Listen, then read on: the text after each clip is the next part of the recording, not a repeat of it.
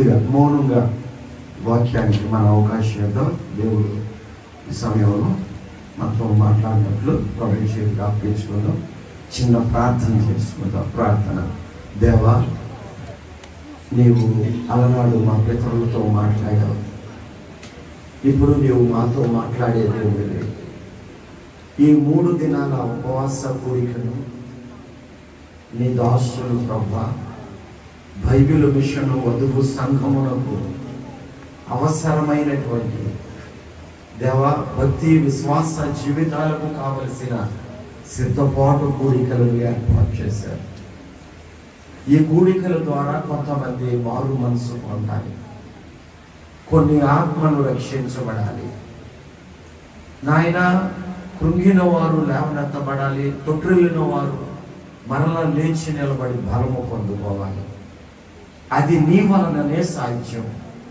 అట్టి రీతిగా ఈ దినాన మీరు మాతో మాట్లాడమని మా ప్రియ కుమారుడును మా రక్షకుడునైన యేసుక్రీస్తు ప్రభువారి పేరట ప్రార్థించడి వేడుకొంచున్నాము తండ్రి.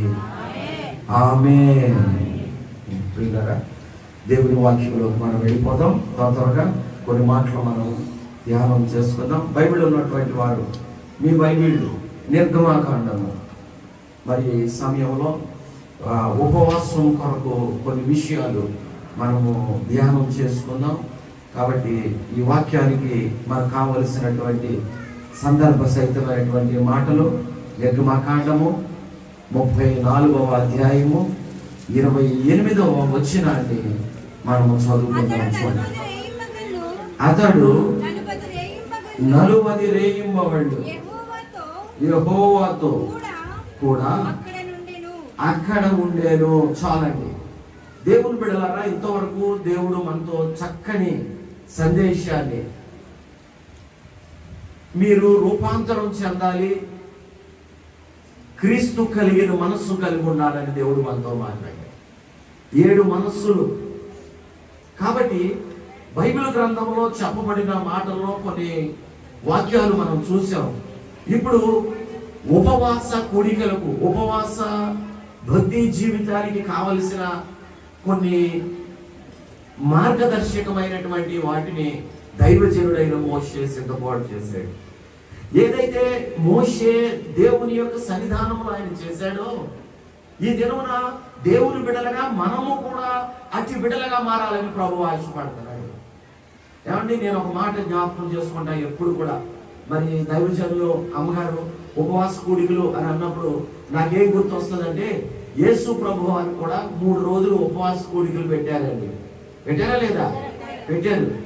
అయితే ఆ 3 దినాల్లో కూడా ప్రభు వారు ఆయన ఉపవాస కూడిక అని చెప్పగానే పరిసర ప్రాంతాల్లో ఉన్నటువంటి వాళ్ళందరూ వచ్చేసారు. ఎక్కడికి? కొండ మీదకి. ప్రభు వారు కొండ మీద తీసుకొని వెళ్ళారు. ఈ కొండ ఎత్తైన స్థలము, రూపాంతరము చెందే స్థలము, మన జీవితాలను దిగబడినటువంటి స్థితి నుంచి పైకి అనగా పరలోక సంబంధమైనటువంటి ఉన్నతమైన స్థలానికి నడిపించడానికి ప్రభువు సిద్ధపాటు చేశారు.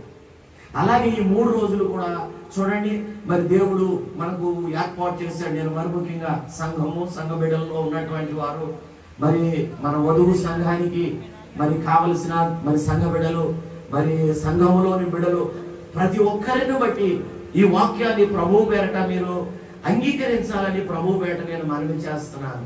మరి మోషే దేవునితో కూడా గడిపాడంటండి. ఎవరితో గడిపాడండి? దేవునితో కూడా గడిపాడు. దేవునితో కూడా గడిపితే చూడండి, ఇక్కడ దేవుని వాక్యంలో పరిశుద్ధ గ్రంథము ఏమని మాట్లాడుతుంది అని అంటే, దేవునితో గడిపినప్పుడు మోషే జీవితంలో ఇక్కడ 3 విషయాలు మనం చూడవచ్చు. మొట్టమొదటిది చూడండి, మనం 19వ వచనం నుంచి మనం చదివినప్పుడు అక్కడ అంటున్నాడు మోషే అంటండి. చదవండి 22 19 నుంచి 22 వరకు చదువుదాం. చూడండి. ప్రతి మగది దూడయే గాని గొర్రె పిల్లయే గాని అది నాదగును. గొర్రె పిల్లను ఇచ్చి గాడిద తొలి పిల్లను విడిపింపవలెను.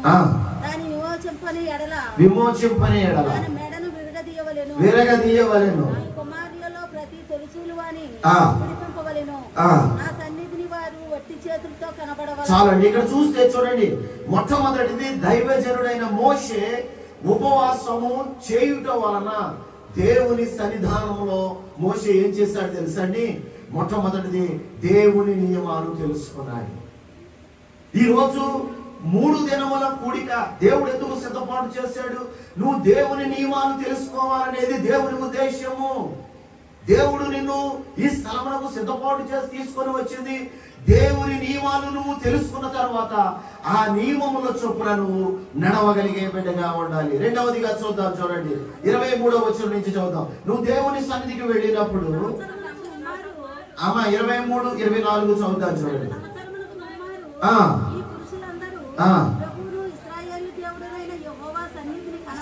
కనబడవలెను.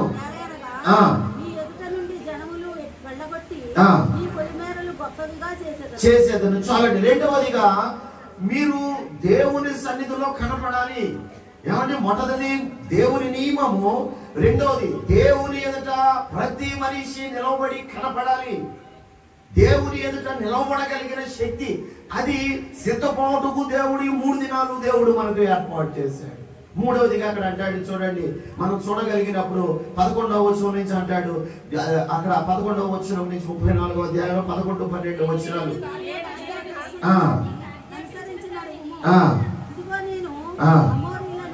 34, 11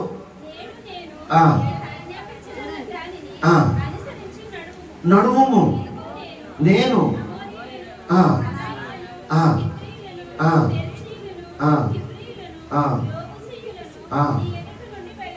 వెళ్ళగొట్టేదను. వెళ్ళుచున్నావు, నిబంధన చేసుకొనదు, జాగ్రత్త పడుము. ఏమని? మూడవది దేవుని అనుసరించి నడిచినటువంటి మోషే. మొదటిది దేవుని నియమములు తెలుసుకున్న మోషే, దేవుని ఎదుట ప్రజలు నిలవబడవలనని తెలుసుకున్నటువంటి మోషే. మూడవది దేవుని యొక్క చూడండి ఆయనను అనుసరించి నడవాలని తెలుసుకున్నాడంటే. అయితే దేవుని బిడ్డలారి దినాన దేవుని వాక్యాన్ని బట్టి మరి పరిశుద్ధ గ్రంథంలోంచి కొన్ని మాటలు మనము వేగముగా మనము మరి ధ్యానం చేసుకుంటా వెళ్ళినట్లయితే దేవుని సన్నిధానంలో పరిశుద్ధ గ్రంథం ఏమంటుందో తెలుసండి. మరి మోషే వీరందరినీ కలిసి వాగ్దాన దేశానికి నేను తీసుకొని వెళ్ళాలని ఆశపడ్డాడు. అందరం స్తోత్రం చెప్తాం. హల్లెలూయా, హల్లెలూయా. ఈనాడు మరి దేవుడు కూడా చూడండి ఈ 3 దినాల్లో దైవజనుల యొక్క ఉద్దేశము, దైవజనుల యొక్క వారి సిద్ధపాటు, సంఘము దేవుని ఎదుట నిలవబడాలి. దేవుని ఎదుట నిలవబడిన తర్వాత దేవునితో వారు ఆయన నియమాలు తెలుసుకోవాలి. వారందరూ కలిసి ఎక్కడికి వెళ్ళాలి తెలుసండి? దేవుని వాగ్దాన దేశమునకు వెళ్ళగలిగే బిడ్డలుగా ఉండాలి. హల్లెలూయా, హల్లెలూయా. మరి మీలో ఎంతమంది పరలోక రాజ్యం వెళ్ళాలనుకుంటున్నారు? ఏమంటే అందరూ చేతులు, అందరికి ఆయుష్ ఉంటుంది. కానీ నేను ఒక మాట చెప్తా, దేవుడు దానికి కొన్ని క్వాలిఫికేషన్స్ ఇచ్చాడు. దేవుడు ఆ పరలోక రాజ్యం వెళ్ళడానికి కొన్ని క్వాలిఫికేషన్స్ ఇచ్చాడు. అది ఎవరైతే ఈ సన్నిధిలో దేవుని ఎదుట సిద్ధపాటు చేసుకుంటాడో, ఈ దినములలో 3 దినాల్లో అమ్మా నీ జీవితం ఇదిగో, కుటుంబమైనా, నీ వ్యక్తిగత జీవితమైనా, నీ ప్రార్థనా జీవితమైనా, నీ భక్తి జీవితం ఎలా ఉన్నా సరే ప్రభు అంటున్నాడు, మీరు నాతో కలిసి మీరు సమ్మతించి మీరు ప్రయాణం చేసుకుంటూ రావాలి. ఎక్కడి వరకు తెలుసండి? వాగ్దాన దేశం వరకు కూడా మనము మన విశ్వాసమును ఎన్నడూ కూడా విడిచి పెట్టకూడదు. నీ విశ్వాసము సన్నగిల్లకూడదు. నీ విశ్వాసము చూడండి ఏ విషయంలో కూడా అవిశ్వాసముగా మారిపోకూడదు. అయితే మోషే ఈ ప్రజలందరినీ ఏం చేస్తున్నాడు తెలుసండి? దేవుడు వారిని మందవలే నడిపించాడంట. ఎలా నడిపించాడండి? మందవలే. 50 మందిగా వెళ్ళినటువంటి వారు 6 లక్షల కాలు దూరం అయిపోయిందండి. ఏమంటే దేవుని ఆశీర్వాదం ఎంత గొప్పదో చూడండి. తన ప్రజలైనటువంటి వారు వాగ్దాన దేశానికి బయలుదేరినప్పుడు నా ప్రజలందరూ ఎక్కడ ఉండాలంటే బానిసత్వంలో ఉండకూడదు, దరిద్రతలో ఉండకూడదు, పేదరికంలో ఉండకూడదు, పాపం అనే దారిలో ఉండకూడదు, శాపం అనే దారిలో ఉండకూడదు. వీరందరూ ఎర్ర సముద్రమును దాటి ఎవరి అరణ్యము గుండా ప్రయాణం చేసుకుంటా వారు వాగ్దాన దేశం వరకు వెళ్ళాలని మోషే ఇశ్రాయేలీయుల కొరకు దేవుని సన్నిధిలో అనేక మార్లు ప్రార్థన చేశాడంట. దేవునికి స్తోత్రం కలుగును గాక. హల్లెలూయా, హల్లెలూయా. ఎందుకో తెలుసండి, ఇశ్రాయేలీయుల విషయమై మోషేకు ప్రతి విషయం కూడా తెలుసండి. ఎవరు ఎలాంటి వారు, ఏ మనస్సు కలిగిన వారు, ఏ మనస్సు కలిగి వారు ప్రయాణం చేసుకుంటా వస్తున్నారో ఇవన్నీ కూడా మోషేకు ఎరుగును. అందుకనే దేవుడు అన్నాడు, మోషే ఇదిగో నీవు కోపంతోను ఇటువంటి ఉద్రేకంతో పరిస్థితులతో నువ్వు వస్తే ఈ ప్రజలను నువ్వు నడిపించలేవు అని చెప్పి మోషేని సాధు చేసిన దేవుడు ఇశ్రాయేలీయులను అరణ్యంలో ఏం చేస్తున్నాడు తెలుసండి, అనేక మార్లు వారి జీవితాల్లో అనేక పరిస్థితులు ఎదురైనప్పుడు దేవుడు వారిని పరీక్షించాను. హల్లెలూయా, హల్లెలూయా. అమ్మా, పరీక్ష లేకుండా పై క్లాస్ కి ప్రమోట్ చేస్తారా? మీలో ఎవరైనా టీచర్లు ఉన్నారా? ఏమన్నా ఉన్నారా? మొన్న టీచర్ గారు చెప్తుంది, పరీక్షలు రాశారంటండి, పేపర్లు దిద్దకుండా మార్కులు వేసేసేసారు. పేపర్లు ఇంటికాడే ఉన్నాయంట, కానీ మార్కులు వేసి ప్రమోట్ చేసేసారు. మొన్న జరిగిన పరీక్షల్లోనూ ఏంటంటే గవర్నమెంట్ వాళ్ళకి ఇవ్వాల్సిన ఎవరు, ఏంటి మీ స్కూల్ ఎంతో వీక్ గా ఉంది, మీరు సరిగ్గా పాఠాలు చెప్పట్లేదా, ఎందుకయ్యా మిమ్మల్ని మేము పెట్టింది అని చెప్పి ముఖ్యమంత్రి గారు ఏం చేస్తారండి, మీకే బాగా తెలుస్తుంది. అలాగే దేవుడు కూడా డిస్క్వాలిఫై అయినటువంటి విశ్వాసులైన దేవుడు ఏం చేస్తాడు తెలుసా అండి, ఆఫ్ చేసేస్తాడు. మనము ప్రతి విషయంలో క్వాలిఫై కలిగినటువంటి బిడ్డలుగా ఉండాలి. మోషే నడిపించుకుంటూ తీసుకొని వెళ్తున్నాడు. మోషే వారిని వాగ్దాన దేశం వరకు తీసుకెళ్లాలనేటువంటి వారి యొక్క చూడండి తపన, ప్రార్థన, ప్రయాస, అనేకమైన కృషులు చేస్తూ ఉండగా వీళ్ళు ఏం చేశారంటే తెలుసండి, బైబిల్ గ్రంథంలోకి వద్దాం చూడండి. వాక్యంలోనే కొన్ని మాటలు మనం జ్ఞాపకం చేసుకుందాం చూడండి. వారు ఏం చేశారంటే ద్వితీయోపదేశకాండము 9వ అధ్యాయము 7వ వాక్యాన్ని ఒకసారి చదువుదాం చూడండి. ద్వితీయోపదేశకాండము 9వ అధ్యాయము అరణ్యములో యెహోవాకు కోపము పుట్టించిన చేసుకొనుము, మరువవద్దు. దినము ఈ స్థలమందు మీరు ప్రవేశించు వరకు యెహోవా మీద తిరుగుబాటు చేయుచు. ఏమండి, ఇప్పుడు చాలా చూడండి, ఆగిపోవాలి, అందరూ ఆగిపోవాలి. మళ్ళీ నేను ఇంకొక మాట చెప్తా, దాని తర్వాత మనం ముందుకెళ్దాం. చూడండి, ఇశ్రాయేలీయులు అటండి, ఇశ్రాయేలీయులు ఎవరు? దేవుడు ఏర్పరచుకున్న పిల్లలు, దేవుడు పిలుచుకున్న పిల్లలు, దేవుడు పుట్టించిన జనము, దేవుడు ఆశీర్వదించిన జనము. ఏమండి, వారు ఏం చేస్తారు తెలుసా, మేము పిలిచినప్పుడల్లా దేవుడు వస్తున్నాడు, మేము ప్రార్థన చేసినప్పుడల్లా దేవుడు సహాయం చేస్తున్నాడు, మేమేమి చేయనవసరం లేదు, మాకన్నీ కూడా దేవుడు సిద్ధపాటు చేస్తున్నాడు. కాబట్టి ఏమంటే వారు ఏం చేశారంటే తెలుసా, దేవుని మీద అరణ్యంలో అనేక మార్లు ఏం పుట్టించారండి, కోపము పుట్టించారు.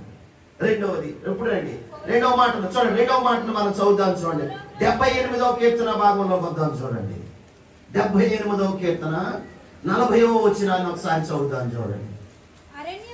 అరణ్యమున ఆయన మీద ఎన్నో మారులో తిరుగబడిరి, దాని యందు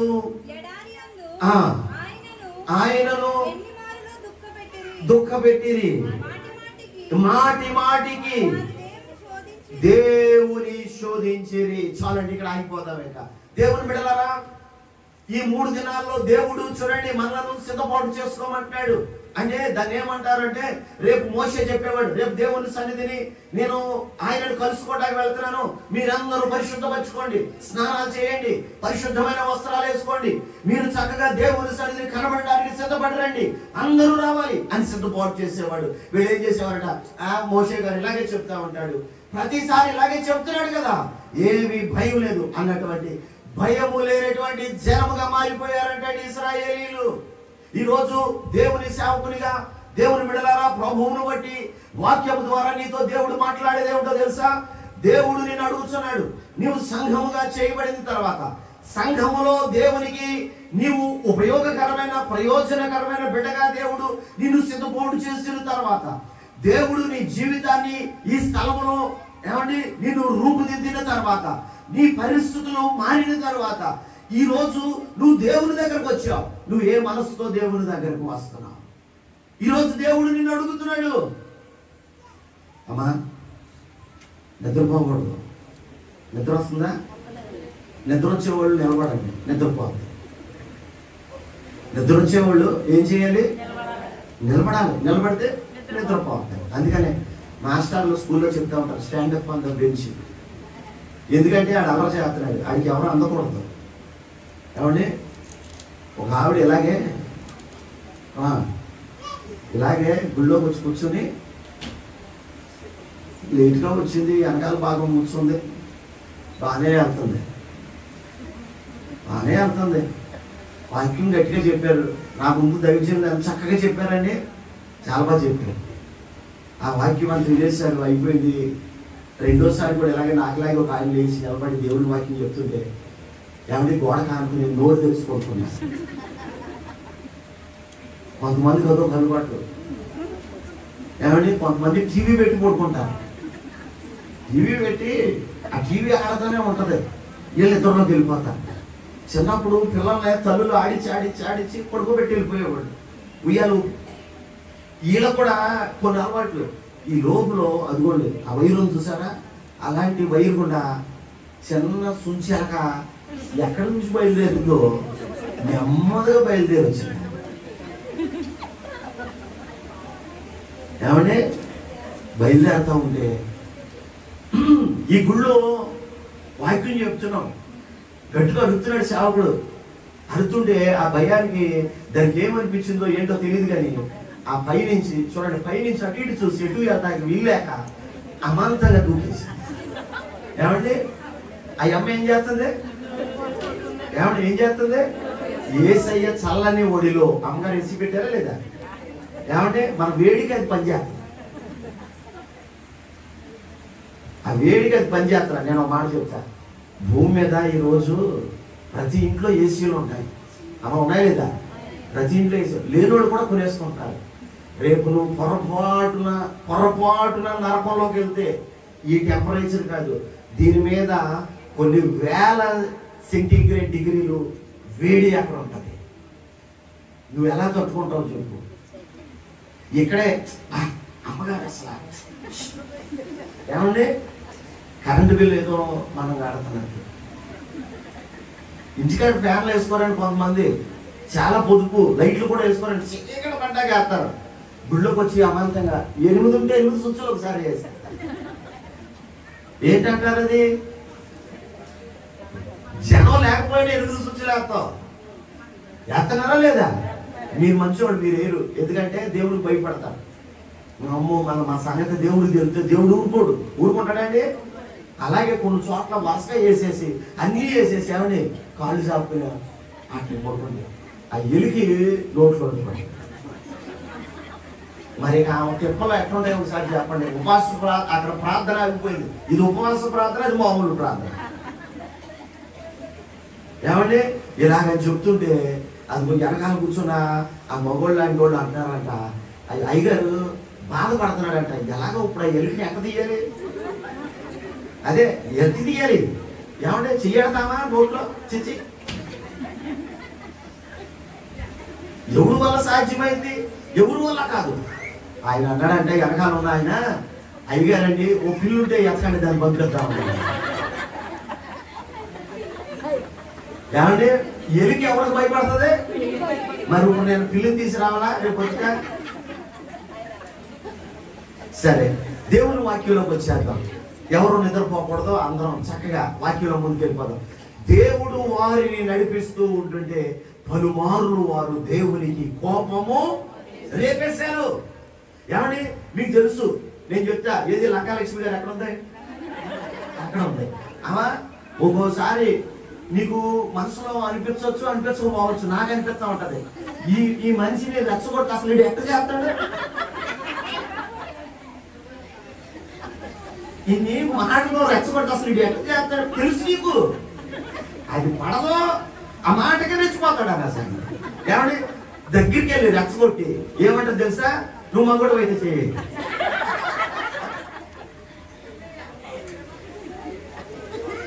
యాతరైరా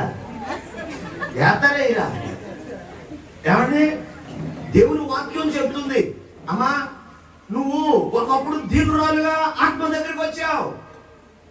దీనురాలుగా ఆత్మ దగ్గరకు నువ్వు వచ్చినప్పుడు నిరాధారంగా వచ్చి 2 కన్నీళ్లతో కన్నీరు పడుతూ ఉండే దగ్గర నువ్వు ప్రార్థన చేస్తుంటే నీ ప్రార్థన దేవుడు ఆలకించేవాడు, కార్యాలు చేస్తా ఉండేవాడు. గొప్ప కార్యాలు నీ కుటుంబంలో జరిగాయి. అయితే క్రమేపీ దేవుడు నిన్ను హెచ్చించి ఆశీర్వదించిన తర్వాత నీ ప్రార్థనలో మార్పు వచ్చేసింది, నీ కుటుంబంలో మార్పు వచ్చేసింది, నీ భక్తిలో మార్పు వచ్చేసింది, నీ పరిస్థితుల్లో మార్పు వచ్చేసింది. దేవుని ఆయాస పెట్టడం, కోప పెట్టడం మొదలు పెట్టారంటే ఇశ్రాయేలీయులాగే. ఈరోజు ఇదిగో దేవుణ్ణి అడుగుతూ ఉంటావు, దేవునితో నీ జీవితంలో ఇదిగో నువ్వు ఆయనకు తడబడి ఇక్కడికి వచ్చి ఏమ్మా ఏంటమ్మా అని అడిగామనుకోండి, ఏమోలేండి అయ్యా దేవుడు అందరికీ చేస్తున్నాడు మాకు తప్ప. ఏమండి ఏమంటున్నాము? మాకు తప్ప దేవుడు లేదు. బైబిల్ గ్రంథం అంటుంది యెహోవా అందరికీ. ఏమండి? అందరికీ ఆయన కనికరము సమస్త కార్యాల మీద ఉంటది. ఏమండి? ఎవరి కనుచూపు దేవుని చూడండి, ఎవరి మీద దేవుని దృష్టి పడతదో వాడు ధన్యుడైపోతాడు. దేవుని సన్నిధిలో నీ భక్తిలో మార్పు రాకూడదు ఈరోజు, నీ ప్రార్థనలో మార్పు రాకూడదు ఈరోజు. వాళ్ళు అంటారంటండి మోషే గారి దగ్గరికి ఎలా కోపమో తెలుసండి. చూడండి మోషే మేము వెనక్కి వెళ్ళిపోతాం. ఏమండి? బెదిరింపు ఎవరి మీద? ఎక్కడికి వెళ్ళిపోతారంటే ఎంత ఎల్లు నరకానికి పోతాం. ఇప్పుడు మీలో ఈరోజు ఎవరైనా ఉన్నారా? ఏమండి? సేవకుడి మీద అలిగి సంఘానికి రానివాడు బోల్డ్ మంది నాకు తెలిసిన చరిత్రలో. ఎందుకంటే నేను ఇక్కడికి మంగళవారం వస్తున్నాను కదండి, మీరందరూ చూస్తున్నారు. ఇక్కడే కాదు, నేను కొన్ని ప్రాంతాలకు కొన్ని పరిస్థితులకు నేను వెళ్ళి వస్తామంట మిగిలిన దినాల్లో. ఏమంటే ఎక్కడ చూసినా ఏ భక్తి చూసినా ప్రతి విషయంలో చెడిపోయినటువంటి భక్తి జీవితమే. దేవుడు ఈ రోజు నీ భక్తిని కట్టడానికి, ఈ రోజు దేవుడు నిన్ను లేవనెత్తడానికి, నీ కుటుంబాన్ని బలపరచడానికి ఆయన నీకు ఇచ్చిన అవకాశం ఏంటో తెలుసా? నీ కుటుంబ పరిస్థితులను నువ్వు ఈ రోజు చక్కబెట్టుకుని వెళ్ళాలి. నువ్వు వచ్చిన రీతిని వెళ్ళడం దేవునికి ఇష్టం లేదు. ఏమండి? ఎక్కడికి వెళ్తాం? మేము వెనక్కి వెళ్ళిపోతాం. మాకు దోసకాయలు కావాలి, మాకు కాకరకాయలు కావాలి. ఏమండి? మా కాకరకాయలు కాదు, మాకు అక్కడ ఉన్నటువంటి మాంసం కావాలి. ఆ కుండల దగ్గర కూర్చున్నప్పుడు కడుపు నిండా భోజనం చేసేవాళ్ళం. ఏంటి మోషే? ఉప్పు లేదు, కారం లేదు, మసాలా పొడి లేదు, ఏమీ లేని భోజనం పెడుతున్నాం. ఏం భోజనం అన్నారండి దాన్ని? చవిచారం లేదు, అది దేవదూతల ఆహారం. ఏమండి? ఎంత ఘోరం అండి, ఎంత బాధ చెప్పండి. నేను ఇంకొక మాట చెప్తా. అమ్మా ఇదిగో మరి మీరు ఇన్ని రోజులు ఎలా సిద్ధపడ్డారో నాకు తెలియదు. ఇన్ని రోజులు మీ ఏ సిద్ధపడుతూ మీరు వచ్చారో నాకు తెలియదు. ఎందుకంటే కొంతమంది ఉపవాస ప్రార్థనలు అంటే ఇది ఎన్నో వారానికి కొద్ది డబ్బులు ఉంటాయి మరి. ఏమండి? వారానికి కొద్ది డబ్బులు ఉంటాయి మరి. కొంతమంది ఏమో దసరాలో అయిపోయినాయిగా మరి. ఏమండి? ఎప్పుడు అయిపోయినాయి అంట? నీకు దసరాకి పనేంటి?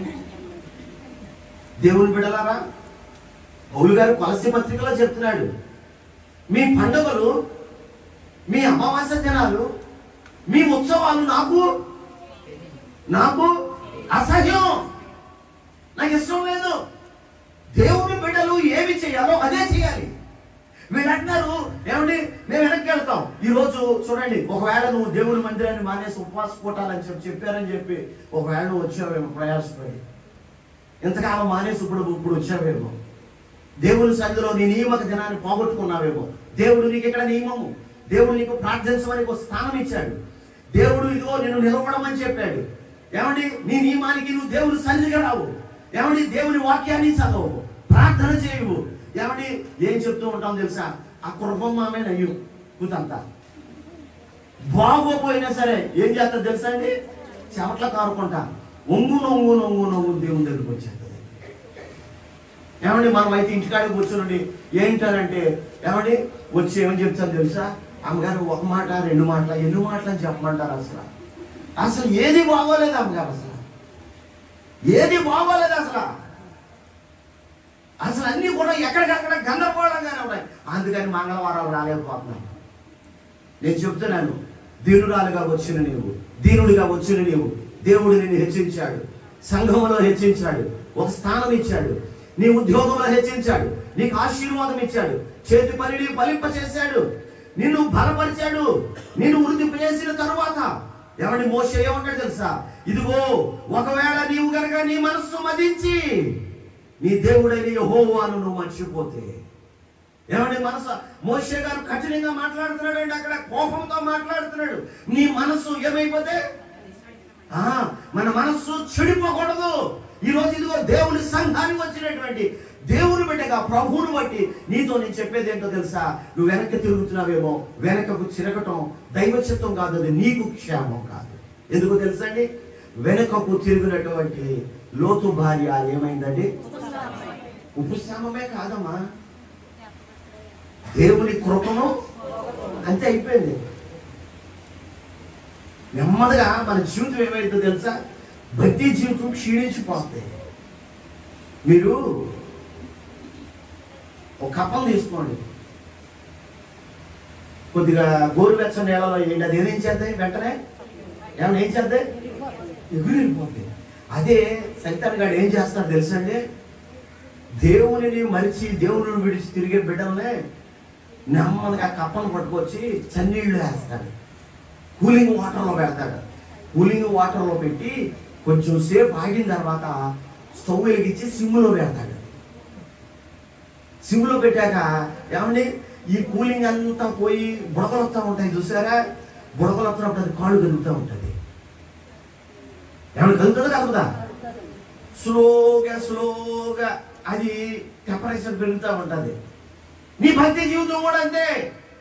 సాతానుడు దేవుని సన్నిధి నుంచి నిన్ను వేరు చేస్తాడు.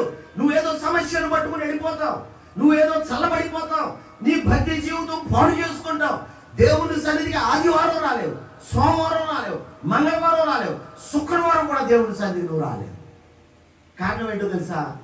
ఇప్పుడు కప్ప ఎక్కడ ఉందండి? వేడి నీళ్ళలో ఆడి నెమ్మదిగా నీకు టెంపరేచర్ పెడతాడు.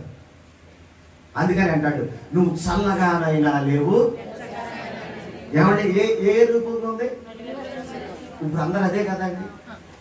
స్నానం చేయాలంటే అమ్మ గోరెచ్చి నీళ్ళు పెట్టండి. ఏమంటే టీ తాగాలంటే చక్కగా ఎచ్చగా ఉండాలి. ఏమండి మా ఎండలోంచి వచ్చిన తర్వాత ఏమండి కూల్ డ్రింక్ తాగామా?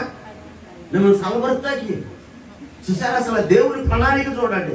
తన ప్రజలకు వారి బట్టలు మాసిపోలేదు, చూపులు ఎరిగిపోలేదు, వారి జీవితంలో ఏది తక్కువ కాలేదు. అయితే దేవుడు ఆశీర్వదించిన తర్వాత వారి మనస్సు తిరిగి అంటారు మోషే మేము వెనక్కి వెళ్తాం, నువ్వు వెళితే వెళ్ళు, మేము వెనక్కి వెళ్తాం. ఏమండి వారితో పాటు కొంతమంది ఏకీభవించారట, ఒకరితో పాటు మరి కొందరు ఏకీభవించారు. దేవుని విడిచి వారు వెనక్కి బయలుదేరి వెళ్ళిపోతున్నారు. ఈ రోజు నేను చెప్తున్నాను దేవుని బట్టి, ప్రియమైన దేవుని సంగమా, దేవుని బిడలారా, ఆత్మ ఒడిలో పెంచబడిన బిడలారా, దేవుని సన్నిధికి వచ్చి దేవుని కృపను పొందుకొంచున్న వారులారా, మన జీవితాల్లో ఇదిగో మోషేను విసిగించినట్లు మన దైవ సేవకుడిని మీరు విసిగించి దుఃఖపెట్టి ఒకవేళ వెనక్కి తిరుగుతున్నారేమో. ఎంతకాలం అయింది నువ్వు సంస్కారంలో పాల్గొని? అమ్మ ఎంతకాలం అయింది ప్రభు శరీరంలో నువ్వు ఏకీభవించి నీ బిడ్డలతో కలిసి ప్రభు దగ్గరకు వచ్చి ఆయనకు కనపడి ఎంతకాలమైంది చెప్పండి? నీ జీవితంలో నువ్వు ఎందుకు దేవుడు నీకు ఇచ్చిన క్రమను పోగొట్టుకుంటున్నావు, ఆశీర్వాదాన్ని పోగొట్టుకుంటున్నావు? ఏమండి నిదానంగా సాతాను నీకేం పెడుతున్నాడు తెలుసా? కింద మంట పెట్టేస్తున్నాడు, నీకు అర్థం అవ్వట్లేదు. ఏమండి సమస్య వచ్చిన తర్వాత ఆఖరికి అది కొంత వేడైన తర్వాత ఏమవుతుంది తెలుసా? ఒక్కసారి ఉండి ధమ్మని పైకి వేసి పడంటది, అయ్యో బాబోయ్ చల్లగా ఉందని వెళ్ళారు కానీ కొంప అది కొల్లేరయ్యాక మళ్ళీ కొంప కొల్లేరయ్యాక మళ్ళీ దేవుని దగ్గరికి పోతాం. మళ్ళీ నిన్ను గాయాలు ఎవరు కట్టాలి? మళ్ళా నేను రెండవ చెప్తా చూడండి. ఇంతే కాదంట, రెండో విషయం వాళ్ళు ఏం చేశారు తెలుసా? దేవుని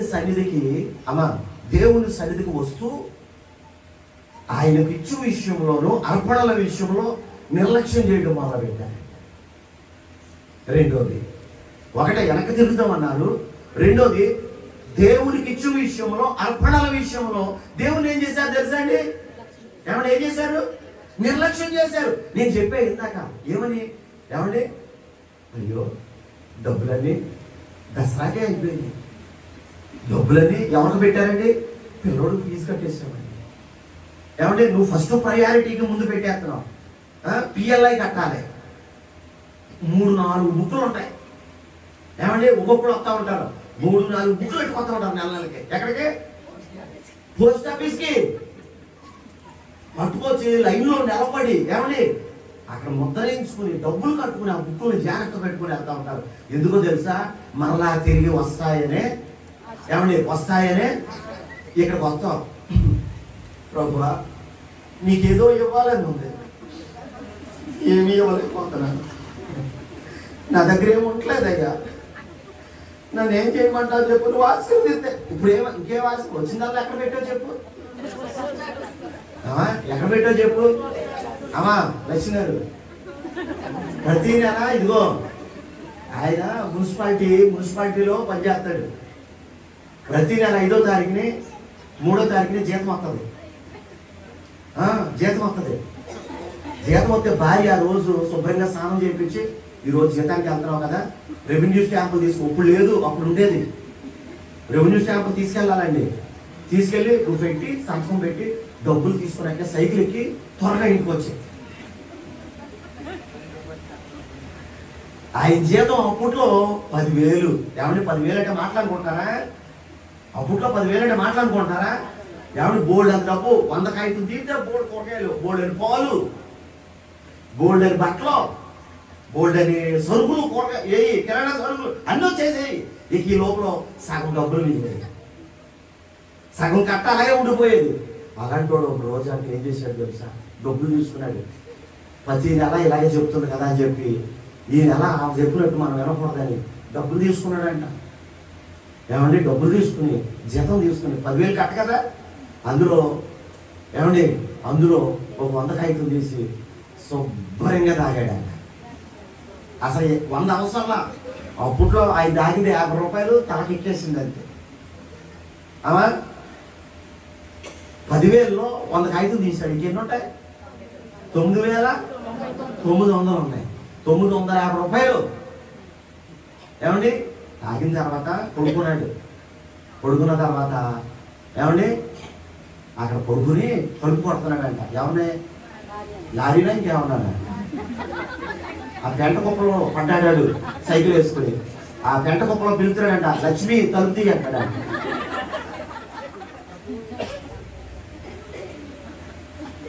ఎక్కడున్నాడండి? లక్ష్మి కనపడతా. ఈ లోపల వచ్చిందంట ఎవరో, ఇంకో లక్ష్మి, ఎవరో ఆవు వచ్చిందంట.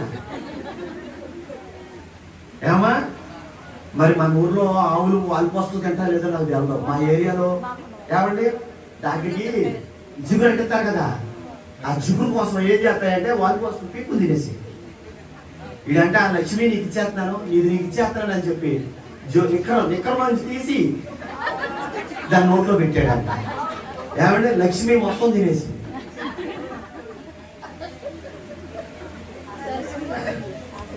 రాత్రి 12 అయింది, చలేస్తుంది.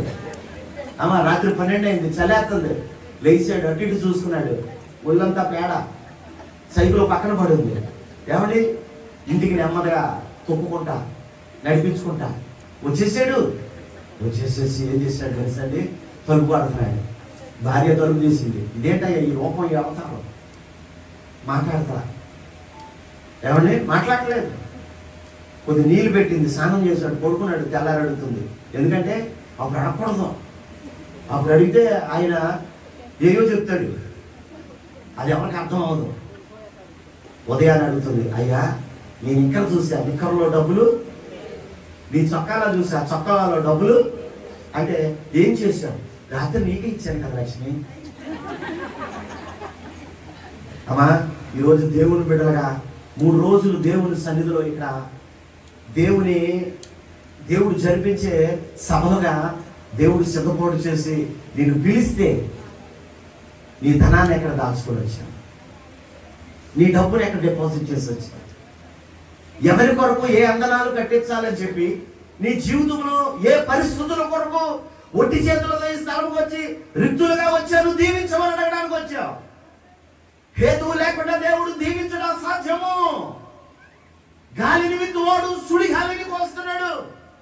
ఏమండి, కొంతమంది అనుకుంటారు, ఇంకొకటి చెప్తా అమ్మా, ఇంకొకటి చెప్తా, అది ఆయన కథ. విశ్వాసుల్లో కొంతమంది భక్తి జీవితాల్లో ఏంటంటే, ఈ మధ్యనే ఈ పాస్టర్ గారు వాళ్ళు మనం ఇచ్చే డబ్బులతోటి ధనవంతులు అయిపోతున్నారు. వీళ్ళకేం తెలుగుతలా. అమ్మాయి నా మాట వినాలి.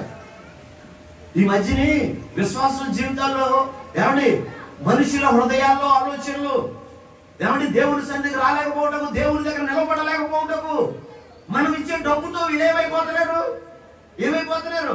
ఒకసారి బైబిల్ తీయండి, వాక్యాన్ని తీద్దాం చూడండి. నేను దేవుని వాక్యంలో నుంచి నీతోనే మాట్లాడతాను. దేవుని వాక్యం చెప్తుంది ఏమండి, సంఖ్యాకాండము 18వ అధ్యాయము 21వ వాక్యాన్ని చదవండి. సంఖ్యాకాండము 18వ అధ్యాయము 21వ వాక్యాన్ని చదువుతాం చూడండి. ఇదిగో లేవీయులు చేయు సేవకు అనగా సేవకు భాగములన్నిటినీ వారికి నేను స్వాస్యముగా. అందరూ తీసారా లేదా? ఏమన్నది చెప్పండి. అది దేవునిది, దేవునికి చెందాలి. దేవునిది దేవునికి సమర్పించాలి. ఏమంటే కొంతమంది ఈనాటి దినాల్లో అననీయ సభ్యరాలు భార్యకు భార్య, భర్తకు భర్త దోచుకునేవాళ్ళు, చక్కబెట్టుకునేవాళ్ళు, దేవుని సన్నిధికి వచ్చి రిక్తులుగా వట్టి చేతులతో కనపడేవాళ్ళు బోల్డ్ మంది. ఏమండి, వాళ్ళు అనుకుంటారు సేవకుడికి ఇస్తే సేవకుడు గొప్పడైపోతాడు అనుకుని దేవుని దగ్గర దేవుని సొమ్ము తినేస్తున్నారంట, దాచేసుకుంటున్నారంట. అమ్మా, కలిగే ఫలితార్థం ఎలా ఉంటుందో తెలుసా? చూడండి, ఇంకొక మాట నేను చూపిస్తాను చూడండి. బైబిల్ గ్రంథంలో 2వ దినవృత్తాంతాల గ్రంథము 31వ అధ్యాయము 10వ వచనాన్ని చదువుతాం చూడండి.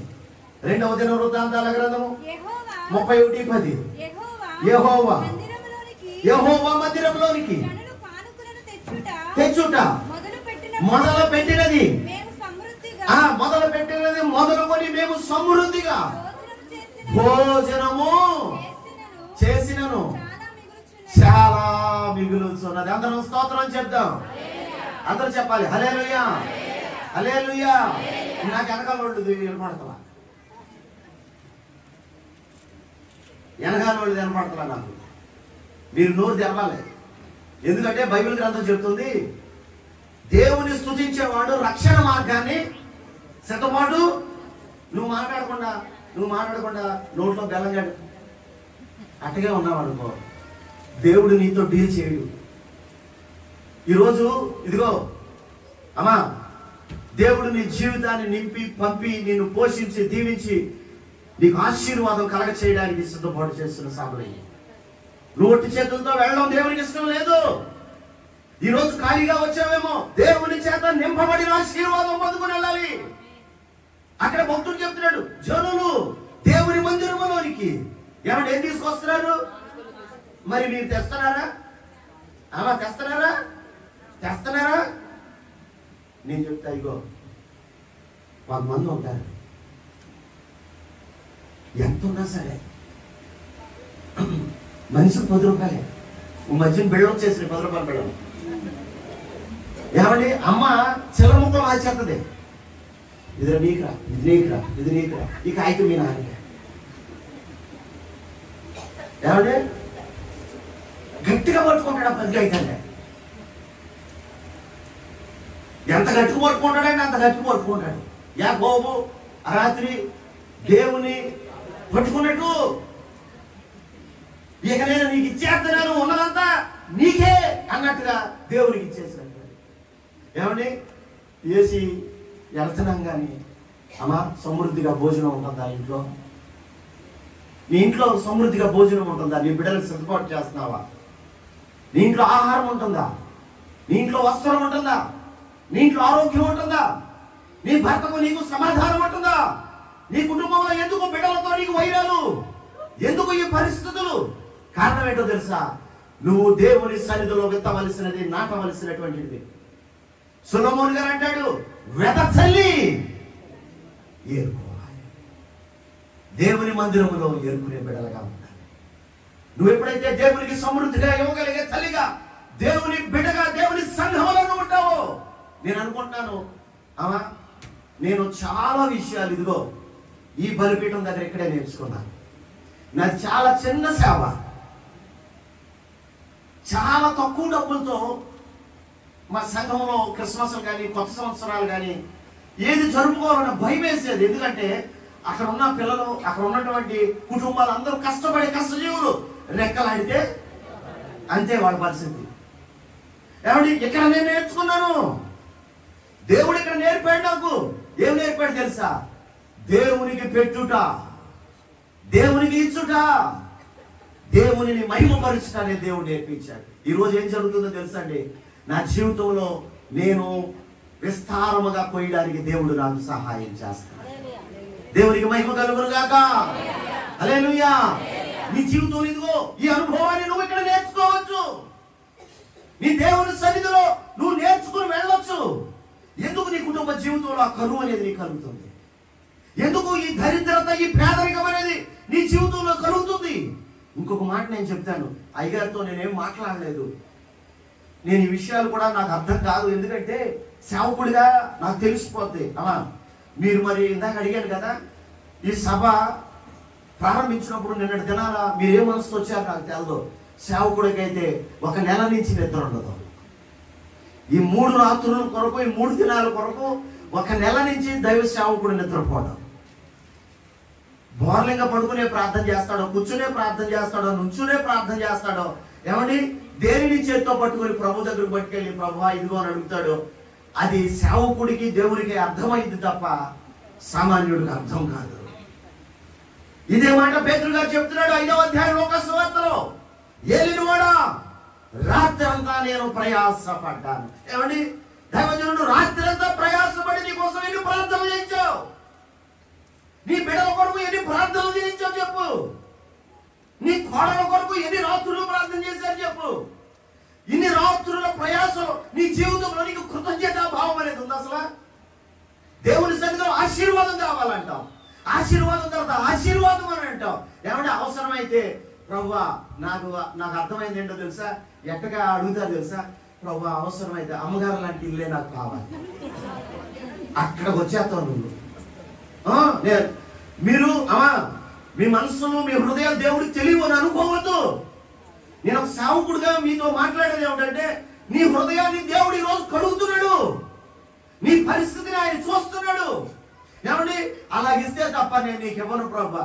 అలాగిస్తే నీ జీవితానికి, నీ పరిస్థితికి, ఏమండి పిలవబడిన దానికి, ఎన్నిక చేయబడిన ఆత్మకు, అభిషేకించబడిన వ్యక్తికి నీకు వ్యత్యాసం ఉండాలి. ఉండాలవుతండి. మనం ఉందని చెప్పి నాకు అవసరమైతే అలాంటిది తింటేనే మళ్ళీ నీ గుడికి వస్తా, నీ సన్నిధికి వస్తా, లేకపోతే నేను రానేక. నాకు అదే కావాలి. ఏది కావాలంటండి? ఏది కావాలి? ఇప్పుడు లక్ష్మణ పని చేస్తున్నాడండి. ఏంటది? కమతం. ఆ రోజు ఇదిగో ఈ రోజులాగే దీపావళి. ఏమండి, అమ్మగారు ఇంట్లో పనిచేసి అమ్మగారు ఉండిందంట. ఏంటి? పాయాసం. సొంత పాలు, సొంత గేది, ఇంట్లో సరుకులన్నీ ఉన్నాయి, పాయాసం వండింది. ఆడికి పళ్ళు నిండా పెట్టిందండి. ఏమంటే అప్పుడు అచ్చు పళ్ళారు, చుట్టూ అచ్చు ఉండదు. ఇప్పుడా అసలు అంచే ఉండదు. ఎంత ఫ్లాట్, ఎంత ప్లెయిన్గా ఉంటే అలా తినేసారు. అంత స్టైల్గా, అంత మోడిఫైగా ఉంటుంది. అంచు పళ్ళు నిండా పోసిందంటండి ఆమె. ఏమంటే ఆడికి తింటాం తెలియక గబగబా ఆ స్టీలు పళ్ళు ఇచ్చుకుని బయటికి వెళ్ళిపోయాడు. ఎక్కడికే? ఆ వంటగది, ఎక్కడ వంట సాగు కానీ ఉంటుంది కదా వంటగది, అక్కడికి వెళ్ళిపోయాడు. ఉలవలో ఏదో ఉడకబెట్టేస్తానికి వెళ్ళి అక్కడ కూర్చుని నెమ్మదిగా తింటాడంట. ఏమండి, అందులో యాలక్కాయలు, క్రిస్మస్ పళ్ళు, ఏమండి ఇంకేంటి జీడిపప్పు, ఇవన్నీ వేసేసరికి రుచి వచ్చేసింది. ఆడు ఆ స్పూన్ పక్కన పడేసి ఏడుతో పెట్టడం మొదలెట్టాడు. ఏడుతో తింటాడు. ఏమంటే మరి మనకి స్పూన్లు రాకముందు ఏ స్పూను? 5 స్పూనే. ఇప్పుడంటే నీకు మోడల్ వచ్చింది, ఇప్పుడంటే నీకు స్టైల్ వచ్చింది, ఇప్పుడంటే పోర్క్ వచ్చింది. ఏమంటే ప్లాస్టిక్ పోర్క్ ఇస్తాడు ఇందులో, నూడిల్స్ లో. ఇస్తారా లేదా? మారిపోతుంది. ఏమండి చెబుతూ తినేసాడంట. తినేసిన తర్వాత ఎరా బాగుందా అడిగిందా? ఎవరో యజమానురాలు అమ్మగారు. చాలా కమ్మగా ఉందా అమ్మగారు. ఇంకో తీసుకుంటావా అన్నాడంట. మొహమాట పడతాడు. ఎందుకు? మళ్ళీ పండగ ఎప్పుడు వస్తుందో తెలియదు. సంక్రాంతికి అందంట. ఒరే మళ్ళీ సంక్రాంతి దాకా లేదు, అయితే తక్కువ అయ్యింది అన్నాడంట. మళ్ళీ వేసాడంట. ఎత్తే మళ్ళీ కూర్చుని మళ్ళీ తింటాడంట. ఏమండి ఇంటికి వెళ్ళాడంట. ఏమండి అడిగాడంట. యారా ఇది ఏంటి అనుకుంటున్నావరా అని అడిగిందంట. లక్ష్మి గారు పాయాసం అని చెప్పిందంట. వీడు ఒడ్లుతో పాయాసం, వాప దొరికితే పాయాసం, కేడకళ్ళు తీస్తా పాయాసం. ఏమండి సాయంత్రం అయిపోయింది. టపాకాయలు కొనుక్కెళ్ళరా మీ పిల్లవాడు కానీ ఒక 100 రూపాయలు ఇచ్చి ఇంటికి పంపిస్తుంటే ఈ టపాకాయలు అడావిడిలో ఈ డబ్బులు ఇచ్చిన ఇదిలో ఇది పాయాసం అన్న మాట మారింది.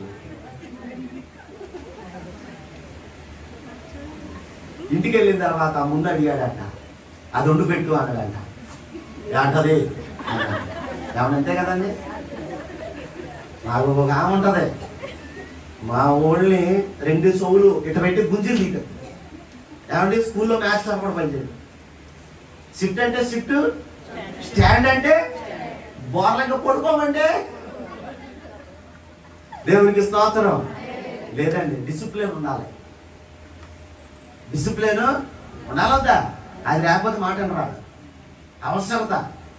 ఏమంటే అది ఉండి పెట్టండి. ఎవరో ఏంటి అన్న అదే ఉండి పెట్టండి. మళ్ళీ అదే చెప్తున్నాడు. సరిగ్గా చెప్పు. అప్పుడు కొంచెంసేపు అది ఆలోచించుకుని ఆయాసం అన్నాడు.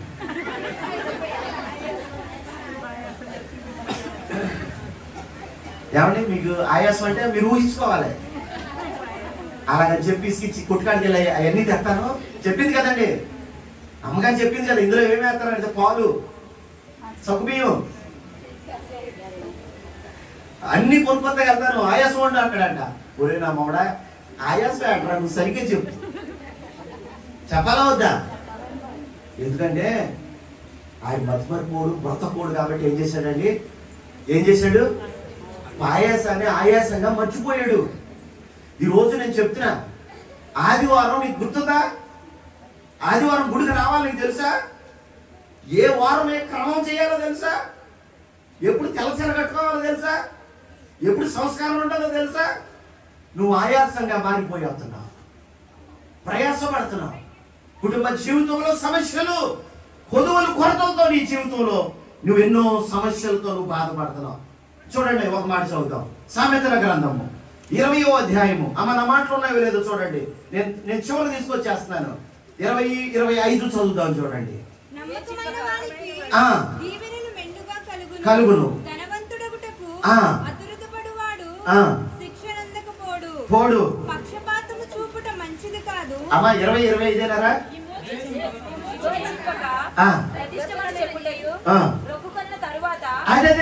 ఇదే అండర్లైన్ చేయండి. మొక్కుకొనిన తరువాత విచారించుటయు. అయ్యో బాబాయ్ చూసారా? అమ్మా ఆగండి ఆగండి. మీలో ఎంతమంది కష్టకాలంలో ఫోన్లో కన్నీళ్ళు వస్తారు? ఏ మొక్కున్నారు నాకే తెలుసు. ఇంకేం తెలుస్తుంది? ఏ మొక్కున్నావు నీకు తెలియకుండా. కష్టకాలం వచ్చింది, కష్టకాలంలో వచ్చేసా. ఏమనుకున్నావో తెలదు. ఈ రోజు నువ్వు దేవుడికి ఇవ్వట్లా, ఊరిగా మారిపోయింది. ఎందుకు చిన్నాభిన్నం అయిపోతుంది కుటుంబం? ఏమంటే ఎందుకు బాధలకు కొట్టబడుతుంది కుటుంబము? ఎందుకు బిడ్డలు చెదిరిపోతున్నారు? వారి జీవితాలు, వారికి భవిష్యత్తు లేవు. ఊరిగా మారిపోయిన స్థితి నువ్వు తీసుకొని వస్తున్నావు దేవుడి మధ్యలో. నువ్వు సక్రమంగా దేవుని దగ్గర ఇక్కడ పెట్టవలసింది నువ్వు ఇచ్చితే నీ కుటుంబము, నీ బిడ్డలు ఫలించే ధన్యత కలిగినటువంటి బిడ్డలుగా నీ బిడ్డలు మారిపోతారు. ఏమండి ఇన్ని పరిస్థితులు జరుగుతూ ఉంటే చూడండి, వారు చేసిన పని కంట యెహోవాకు కోపము కలిగాను. వీళ్ళు చేసిన పనులు ఇవన్నీ. ఇప్పుడు ఎవరు కోపం వచ్చింది చెప్పండి? ఇది ఇంత కోపం తీసుకొచ్చారండి వీళ్ళు. ఈ రోజు నువ్వు అనుకుంటావా నువ్వు చేస్తే ఇదిగో ఆర్థిక పరమైన లావాదేవీలు, వ్యాపారాలు చేస్తున్నావు. ఏమండి వడ్డీలకి ఇస్తున్నావు, ఇదిగో లేనిది తెచ్చుకుంటున్నావు. కానీ నాకు అందులో కావాలి, ఇందులో కావాలని చెప్పి ప్రార్థన చేయించుకుంటున్నావు. నువ్వు వెళుతున్నావు, లోకాన్ని చక్కబెడుతున్నావు. దేవుని మందిరములో సరైన స్థితి ఉండట్లేదు. ఏమంటే నీ క్రమము లేకపోవడం వల్ల కుటుంబ జీవితం ఇదిగో దేవుని కోపముని మీద రగులుతుంది. దేవుని కోపము రగలగా ఏమైందో తెలుసా అండి?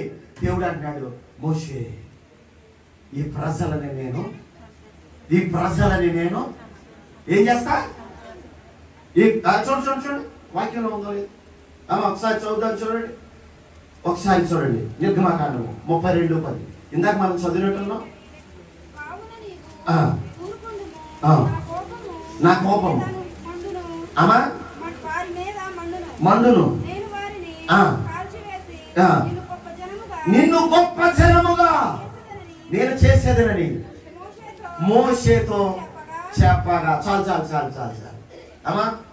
ఇప్పుడు చూడండి అసలైనటువంటి సందర్భం చూడండి. మంచి సందర్భం. దేవుడికి కోపం వచ్చేసింది.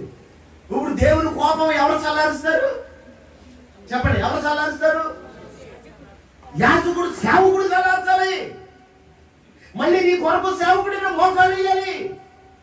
నువ్వు చేసేది చేసేస్తున్నావు, నీ పిల్లలు చేసేది చేసేస్తున్నారు, నీ పిల్లలు నీ భార్య కలిసి చేసేది చేసేస్తున్నారు.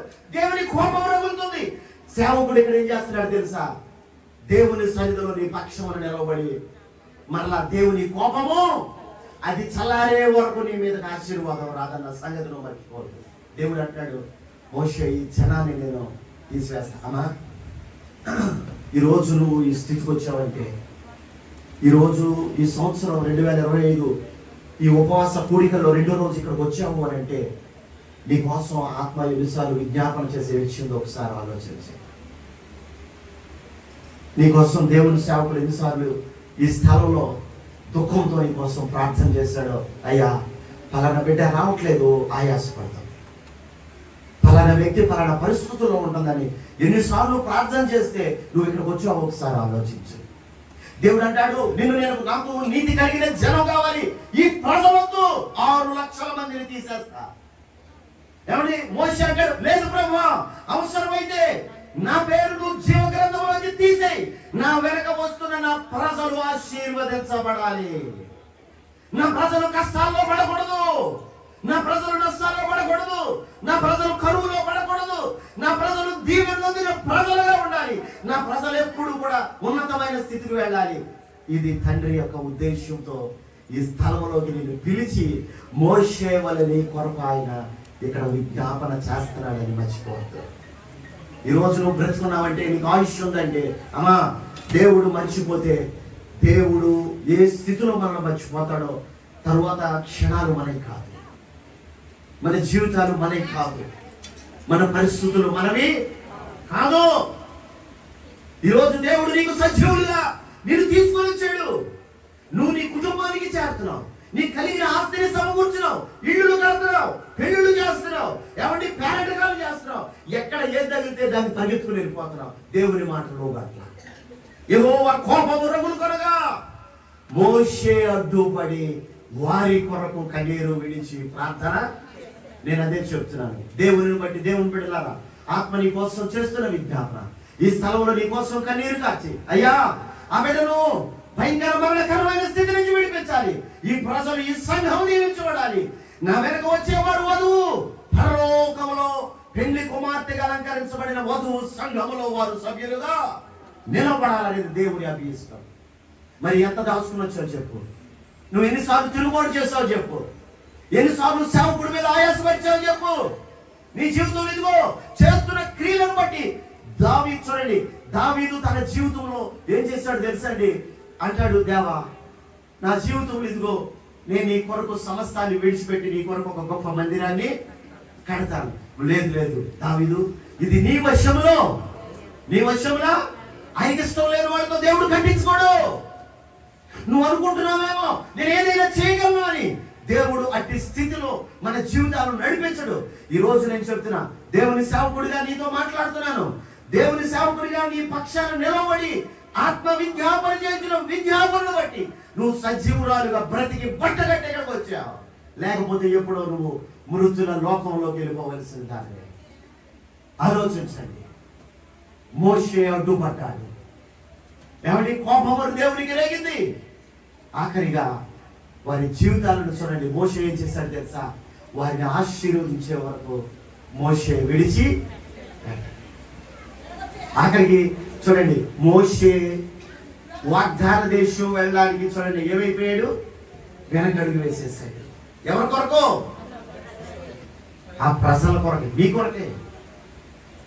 ఆ కొండ మీద నువ్వు చూస్తావు కానీ నువ్వు వెళ్ళవని చెప్పాడు దేవుడు. ఏమండి, నీ జీవితంలో నిన్ను ఆశీర్వదించడానికి దేవుడు ఇక్కడ కార్యాలు పొందుతున్నాడు. దేవుడు శ్రమలు పడుతున్నాడు. నీ కోసం కన్నీరు విడుస్తున్నటువంటి విజ్ఞాపన చేసే దేవుని ఆత్మను విడిచి నువ్వు ఎక్కడ తిరుగుతున్నావు ఈరోజు. నీ జీవితాన్ని నువ్వు చక్కబెట్టుకుని కుటుంబాన్ని కట్టుకునే స్థితిలోకి నువ్వు రావాలి. చివరిగా చూడండి, మోషే అయోగ్యులైన మనుష్యులను యోగ్యులుగా చేసి దేవుని మందస్సము ఎదుట నిలవబెట్టిన మోషే. ఏమండి, ఎవరండి? అయోగ్యులైన ప్రజలు. దేవునికి స్తోత్రం. అందరూ చెప్పాలి హల్లెలూయా. ఒక్కసారి మనం ఆలోచన చేసుకుంటే మనకి ఎంత ఎంత క్వాలిఫికేషన్, ఎంత యోగ్యత ఉందో మనకు తెలిసిపోతుంది. ఎందుకంటే నా మంచితనం నేను చెప్పుకోకూడదు. ఏమంతేనా? నా మంచితనం నేను చెప్పుకోవాలా? ఎవరు చెప్పాలి? దేవుడు చెప్పాలి. ఏమండి, దేవుడు మన జీవితాలను ఆయన చూసి నీ స్థితిని బట్టి నేను హెచ్చింప చేయగలిగి దేవుడు నేను ఆశీర్వదించాలి. అయితే ప్రజలు ఏం చేశారు తెలుసండి? అయోగ్యులైన మనుషులు తిరుగుబాటు చేశారు కదా, ఎవరి కోపం రేపారు కదా, బాధపరిచారు కదా, గాయపరిచారు కదా. అయితే మోషే బాధపడట్లా. ఆయన ఎక్కడ తీసుకొస్తున్నాడు తెలుసండి? రండి దేవుని దగ్గరికి వెళ్దాం. మనందరం కలిసి ఎక్కడికి వెళ్దాం? ఒకసారి సంఖ్యాకాండము 11వ అధ్యాయము, సంఖ్యాకాండము 24 చూడండి. 11:24 వచ్చి చెప్పి జనుల పెద్దల్లో నుండి 70 మంది మనుషులను పోగు చేసి గుడారము చుట్టూ వారిని నిలవబెట్టక యెహోవా మేఘములో దిగి అతనితో మాట్లాడి అతని మీద వచ్చిన ఆత్మలో పాలు 70 మంది పెద్దల మీద ఉంచెను. కావున ఆత్మ వారి మీద నిలిచినప్పుడు వారు ప్రవచించిరి గాని మరలా ఎన్నడూను. చూసారండి ఎంత యోగ్యత కలిగిన ప్రేమగా. అందుకని దేవుడు అన్నాడు, మోషే నా ఇల్లంతటిలో నమ్మకమైన వాడు. ఏమండి, మోషే వంటి ప్రవక్త ఎన్నడూ పుట్టడు. మీలో ఒక ప్రవక్తను పుట్టిస్తాను, నా వంటి ఒక ప్రవక్త వస్తాడు అన్నాడు. ఇక అటువంటి ప్రవక్త ఇక పుట్టనే. నేను చెప్తున్నా, ఇక్కడ వస్తున్నావు, నువ్వు దేవునికి ఇవ్వట్లేదు, దేవుని సొమ్ము తినేస్తున్నావు, మింగేస్తున్నావు. ఏమండి, నువ్వు దాచుకొని వస్తున్నావు, దోచుకుంటున్నావు, దేవుని అడుగుతున్నావు. దేవుని సన్నిధిలో ఇదిగో, అయినా దేవుడు నిన్ను ప్రేమించి దేవుని మందసము దేవుని సన్నిధి ఉన్న స్థలంలో ఏం చేశాడు తెలుసా అండి? మీరందరూ చూడండి, 70 మంది మీరు రండి. మోషే వారిని ఆ స్థలంలో నిలవబెట్టగా యెహోవా ఆత్మ దిగిరాక వారు ఏం చేశారండి? కొంతంత కనుక ప్రార్థన చేసిన, కొంతంత కనుక దేవుడు ఏదైనా ఇచ్చినా, చూసావా నేను చేసే ప్రార్థన ఎంత బాగుంది. అక్కడ ఒకసారి మంగళవారం వచ్చి చూడు, తెల్లారి సర్కసే. నీలో కనుక ఇది వచ్చిందా అవా, నీలో సర్కసే, తిరిగిలేదు. ఎందుకో తెలుసా? నింపేది దేవుని ఆత్మ, మాట్లాడేది దేవుని ఆత్మ, పలికించేది దేవుని ఆత్మ, ప్రవచించేది దేవుని ఆత్మ. వాళ్ళంటే అప్పుడు తప్ప మళ్ళీ జీవితంలో ఎప్పుడు స్వభావం. దేవుడు నీకు గొప్ప స్థానం ఇచ్చాడు. ఈ మందిరం ప్రార్థన చేయమంటాడు, రమ్మంటున్నాడు. ఏమని అన్ని విషయాలను నువ్వు దేవుని మీద నిలబడే శక్తిని ఇస్తున్నాడు. నువ్వు చేసే పని నువ్వు ప్రార్థనలు బట్టి ఇది అంశాన్ని పట్టుకుని నువ్వు ప్రార్థన చేస్తుంటే గర్విస్తున్నావా? తిరుగుబాటు చేస్తున్నావా? నేను కాబట్టి మోషే నిలవబెట్టాడు కాబట్టి వారు నిలబడగలిగారు. మోషే లేకపోతే వాళ్ళు, ఇది సత్యము, ఇది ఆత్మబంధము, ఇది ఆత్మ చేసే పరిచయ. తరువాత మోషే ప్రవచించాడు, మాట్లాడాడు. కానీ ప్రజలకు అట్టి స్థితి కలగని అక్కడ యోగ్యుని అయోగ్యులైన వారిని యోగ్యులుగా చేసేది మన తండ్రి ఆత్మ. ఈరోజు అమ్మా నీ జీవితంలో ఇదిగో అన్నీ కలిగి ఉన్నావేమో, ఈరోజు గోడ టీవీ కలిగి ఉన్నావేమో, ఇంట్లో వైఫై పెట్టుకున్నావేమో, ఏది కావలిస్తే అది సమస్తాన్ని నువ్వు చక్కబెడుస్తున్నావేమో. కానీ యేసుక్రీస్తు ప్రభువారు రావడానికి సిద్ధమవుతున్న దినాలు. ఈ భౌతిక సంబంధమైనవి దేవుడిచ్చే ఆశీర్వాదాలు చూసి ఆత్మ సంబంధమైన ఆశీర్వాదాలను, ఆత్మ ఇచ్చినటువంటి బంధముని ఈరోజు పోగొట్టుకుంటున్నావేమో. ఒకవేళ నీ జీవితాన్ని, నీ పరిస్థితిని, మోషే చూడండి దేవునితో గడిపాడు. గడిపిన తర్వాత ఏమైందో తెలుసండి? దేవుని వాక్యం ఏమని చెప్తుంది తెలుసా? మోషే ఉపవాసము చేసిన తర్వాత అతని ముఖము ప్రకాశించెను. ఈరోజు నువ్వు ఉపవాసము చేసి వెళ్ళిన తర్వాత నీ ముఖము ప్రకాశించి నీ కుటుంబానికి ఆశీర్వాదాలు పెట్టాలి. నీ పశువులు,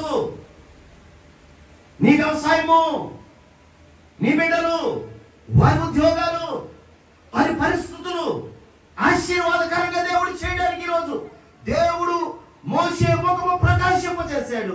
రెండవది ఏం చేశాడు తెలుసండి? మోషే దేవుని చిత్తాన్ని ప్రజలకు ఈ ఆజ్ఞలు, ఈ 10 ఆజ్ఞలు మీరు దేవుని సన్నిధిలో వినండి.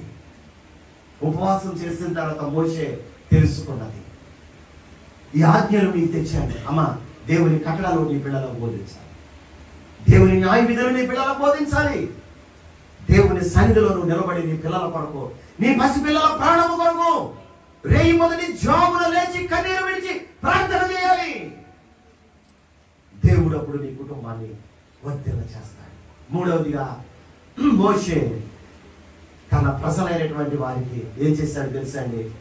ఆజ్ఞలు బోధించి వారి కొరకు, వారి కానాను వెళ్ళు వరకు వారిని విడిచి పెట్టాలి. మోషే దినాల దగ్గరికి వచ్చాయి. యెహోషువ సిద్ధపాటు అవుతున్నాడు. ఏమండి? ప్రజలు దుఃఖిస్తున్నారు అప్పుడు. ఎందుకంటే మోషే లేకపోతే మా పరిస్థితి ఏమిటి? అమ్మా, ఈరోజు ఆత్మ నీకు లేకపోతే, ఆత్మ నీ పక్షాన నిలబడకపోతే, విజ్ఞాపన చేయకపోతే కుటుంబ పరిస్థితులు ఏంటి చెప్పు. ఏమండి? పుట్టకాయలు ఉన్నాయా? రేపు అవి పెద్ద వాళ్ళే, వాళ్ళకి పెళ్లి చేయాలి. నువ్వు ఏ రీతిగా నువ్వు నీ కుటుంబాన్ని చక్కబెడతావు చెప్పు.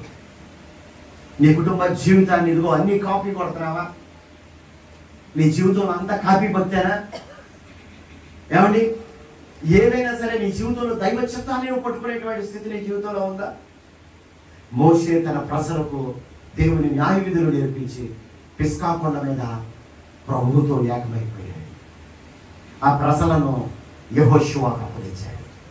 ఈ దినమనాయులో ఈ 2వ దినము దేవుడు ఈ కూడికను ముగిస్తూ ఉండగా నువ్వు ఆశీర్వాదాలతో ఇంటికి వెళ్ళాలి, దీవెనలతో ఇంటికి వెళ్ళాలి. జరగని కార్యాలు దేవుడు నీకు చక్కబాటు చేయాలి. సిద్ధపాటు చేసిన స్థితిలో అమ్మా దేవుని మీద తిరుగుబాటు చేయొద్దు, సేవకుల మీద తిరుగుబాటు చేయొద్దు. రెండవది, నువ్వు ఇచ్చే విషయాల్లో యథార్థత కలిగి ఉండు. యథార్థముగా ప్రవర్తించు వారికి ఆయన ఏ మేలు చేయక నీకు చూడండి ఏ కార్యమును దేవుడు దాచిపెట్టాడు. దేవుడు అంటండి ఏదైనా సరే నేను అబ్రహాముకు దాచిపెడతానా? నా స్నేహితుడైన అబ్రహాముకు నేనేం చేస్తా? నీకు చెప్తాడు దేవుడు, నీతో మాట్లాడతాడు. ఈరోజు ఇదిగో నీ జీవితంలో దేవుని విషయంలో, దేవుని మందిర విషయంలో యథార్థత పోగొట్టుకోవద్దు, నమ్మకత్వం పోగొట్టుకోవద్దు, విశ్వాసాన్ని పోగొట్టుకోవద్దు. ప్రభు సన్నిధిలో ప్రభు ఇచ్చిన కృపలో రేపు ప్రభువారు వచ్చినప్పుడు ఆయనతో పాటు మనం ఆయన ఎదుర్కోవడానికి గాను, మహిమ మేఘం ఎక్కడానికి గాను సిద్ధపాటు కలిగిన బిడ్డలుగా ఈ 2వ కూడికను మనం ముగించుకుంటూ ప్రభు సన్నిధిలో మనం ఆయన కట్టడలు, ఆయన న్యాయ విధులు మోసేవలే మనము అన్ని చేత పట్టుకొని ముందుకు కొనసాగుతూ విసుగక ఓపికతో ఈ విశ్వాస పరుగు పందెములో ప్రభు తట్టు చూద్దాం. ప్రభు అతి కృపాదేవిన మనందరికీ దయచేయుగాక. మోకరించండి, చిన్న ప్రార్థన చేస్తా. మనం ఉన్న స్థితిలో ఉన్న స్థలంలోనే ఒక్కసారి దైవజనుడైన మోషే ప్రజల కొరకు ఒంటరిగా వేదన చెందాడు. ఈ ప్రజలను నేను ఎలా మోస్తాననుకుంటున్నావు ప్రభు? వీళ్ళని నాకు అప్పగించావు, వీరిని నేను మహిమ రాజ్యములోకి తీసుకెళ్ళాలి కదా.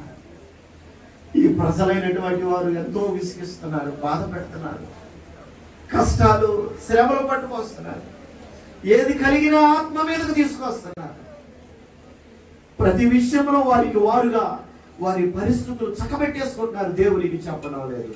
దాపరకం జీవితాలు, మరుగైన జీవితాలు, భయంకరమైన పరిస్థితుల్లో వారి జీవితాలు కట్టుకున్నారు. అయితే దేవుడు మోషేను విడిచిపెట్టలేదు. మోషే ప్రార్థనను దేవుడు ధిక్కరించలేదు. అమ్మా రోజు నాడు మోషే ప్రార్థించబట్టి అంతమంది ప్రజలు దేవునితో నడవగలిగారు. వారు అంతమంది ప్రజలు దీవెన నొందాలని మోషే చేయి అడ్డు పెట్టాడు, అడ్డుపడి కన్నీరు విడిచాడు. నా వెనకొచ్చిన ప్రజలు ఆశీర్వదించబడాలి, నా ప్రజలు శాపగ్రస్తులు అవ్వకూడదు, నా ప్రజల కుటుంబాలు దీవెన పొందాలి. నా ప్రజలకు దేవుడుగా నీవు ఉన్నావు కాబట్టి ఈ రోజు నా దేవా నా ప్రజలను విడిపించాలి తప్ప వారిని నశింప చేయవద్దని మోషే కన్నీరు విడిచాడు. నీకోసం ప్రతి నిత్యం నీ కొరకు ఆత్మ విజ్ఞాపన చేయించు ఉండగా బ్రతికిన నీవు ఈ రోజు సజీవురాలు వై సజీవుడు వై ఎన్ని మార్లు తిరుగుబాటు చేస్తున్నావు. దాచుకున్న ధనము నీ సొంత ఆశలు తీర్చుకుంటూ దేవుని మందిరము అనేటువంటి దానిని నిర్లక్ష్యము చేస్తూ, పరిచర్యను నువ్వు అలక్ష్యము చేస్తూ నీ సొంత దారిలో ఈరోజు వెళుతున్నావేమో. ఈరోజు తండ్రి నీతో మాట్లాడేది ఏమిటంటే, మీ హృదయాలు చక్కదిద్దుకొని బాగు చేసుకోండి. నేను మీ దేవుడునై ఉండునట్లు మీతో చేసిన నా నిబంధనలు నేను విడిచిపెట్టను. మీరు నాకు ప్రజలని దేవుడు కన్నీరు విడుస్తున్నాడు. ఆత్మ బంధము చేత ఈ స్థలమునకు వచ్చి ఆత్మకు విరుద్ధమైన నియమం ఏది దేవుని సన్నిధిలో నిలబడదన్న సంగతి ఎరిగి కూడా తిరుగుబాటు తిరుగుబాటు తిరుగుబాటు అనే పాపం ఈ స్థలంలో నీవు విత్తుతూ ఉన్నావు.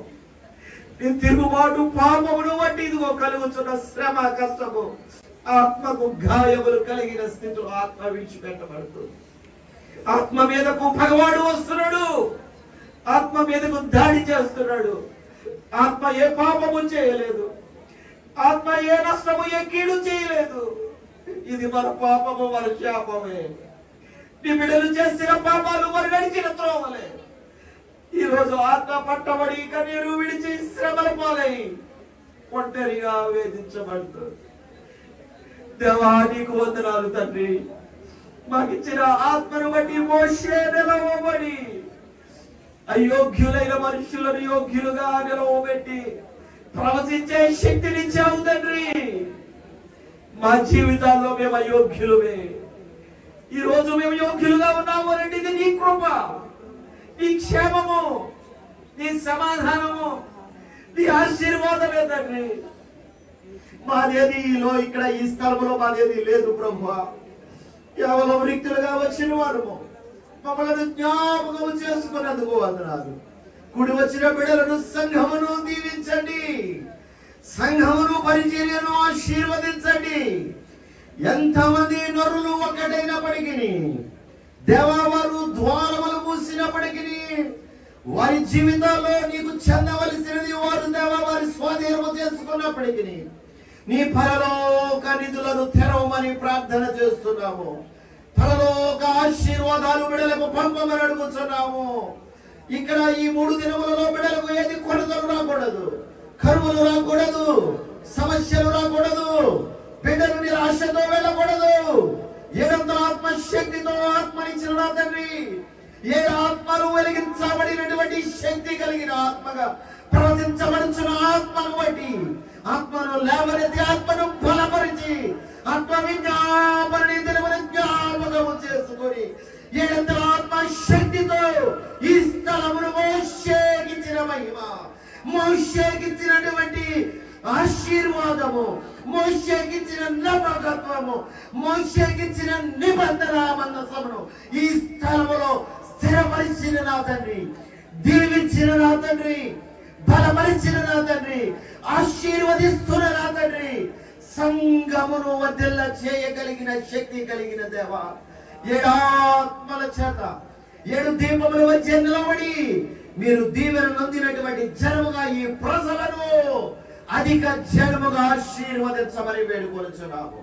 అప్పులలో ఉన్న, వేదనలలో ఉన్న, కుటుంబ సమస్యలలో ఉన్న, రుగ్మతలతో ఉన్న, బాధలతో వచ్చిన, ఒంటరి స్థితిలో వచ్చిన, గర్భఫలాలు లేకుండా వచ్చిన, దీవెన లేని స్థితిలో వచ్చిన, ఉద్యోగాలు లేకుండా, వ్యాపారాలు అభివృద్ధి చెందకుండా ఈ దినమున ఇదిగో తండ్రి యెహోవా హస్తము కురించకాలేదు. నీవు వారిని దీవిస్తున్నావు, వారిని ఆశీర్వదిస్తున్నావు. శక్తి కలిగిన ఆత్మగా దిగి వచ్చిన నా తండ్రి, ఆత్మ ఇచ్చినటువంటి ఈ యొక్క గొప్ప దీవెన ఆశీర్వాదాలు సంఘమునకును, కుటుంబాలకును, మా గ్రామమునకును, దైవ సేవకులకును దేవా, మరి ముఖ్యంగా ఆత్మ కుటుంబమును జ్ఞాపకము చేసుకుని మరుగు చేయండి, బిడలను మరుగు చేయండి. ఏ దుష్టుడైతే తట్టుకోలేక దేవా వారి నేత్రముతో పగవాడు తిరుగులాడుచున్నాడు, వాడి దుష్టాత్మలను యేసునామమున బంధించి ఈ దినమున ప్రభు ఆత్మ నిబంధనలోనికి బిడలందరినీ చేర్చుకున్నవారా, బిడలందరినీ హెచ్చింపచేసి దీవించుచున్న వారులారా, నిత్య మహిమ, నిత్య ఆశీర్వాదము, నిత్యమైన విడుదల, కృపా సమాధానము ఎల్లకాలమును వధువు సంఘమునకును, వధువు సంఘము చేయించిన కార్యములకును నిత్యము తోడయుండి ఆశీర్వదించి వర్ధిల్ల చేసి ఫలింప చేయునుగాక. ఆమేన్. మరణత మంచి వర్తమానం ఇచ్చినటువంటి ఓపయ్య గారికి ప్రభు నామములో అది మరణాతలు. అలాగే మరి ఇప్పుడు కానుక పాట పాడాలి. కానుక పాట పాడండి, సందా పడదాము.